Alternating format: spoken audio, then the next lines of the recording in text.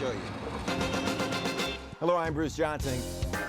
Well, he just had a magnetic personality. Hello from Rome. Oh, you're the king around here. You're the king. So much energy. What about along I the just school proposed, day? Senator Reed, what do you mean don't screw it up? The mayor's asking for the city's budget. He was the real deal. Why can't we stop the guns from coming into the District of Columbia? Explain to us the sense of urgency and why are you asking people to come here? He was like a force of nature. Let's do it. Let's do this, Bruce. Perpetual motion, moving not quite at the speed of light, but Bruce Johnson's mission was to keep moving, to nail down a story. Like an architect, he'd stack the pieces together until he had all of the facts to give viewers the complete picture. Bruce was really passionate about his work.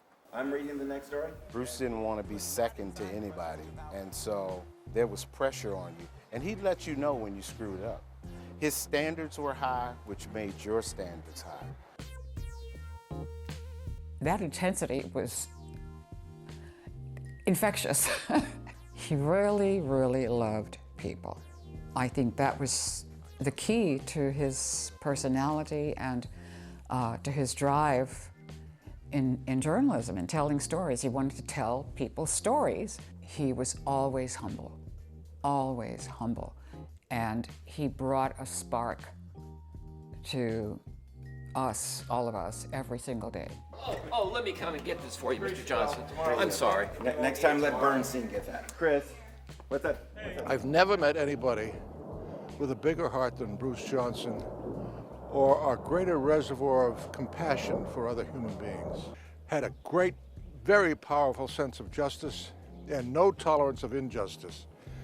Any kind of hint of racism, you would hear about it from him in no uncertain terms, no accommodation. He looked beyond the surface, and that is the key for any good journalist. Not what's handed to you in a press release or on a silver platter, but what you find out underneath the backstory of the backstory. And so at one of the press conferences, everybody was kind of dodging around the question, and Bruce stood up and said, with all due respect, Mr. Mayor, well, I think what we want to know is, do you do cocaine?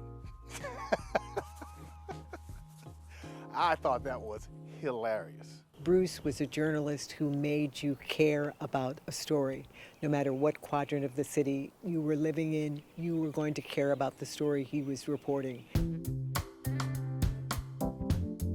But the layers of Bruce Johnson go beyond his journalism. Family and faith were the foundation that fueled him.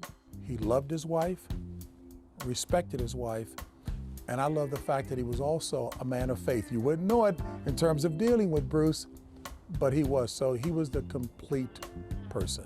Like so many people, he made fun of my name. And he used to call me Bunyan Onion. And so I called him Juicy Brucey. And you know, that was the kind of relationship we all had. He was just more just a news guy. He was a mentor to a lot of news guys like me. We are supposed to be protecting freedom of speech, and we're supposed to have a reason for being in these jobs. And Bruce had that. He really epitomized that. And I think that's why people loved him.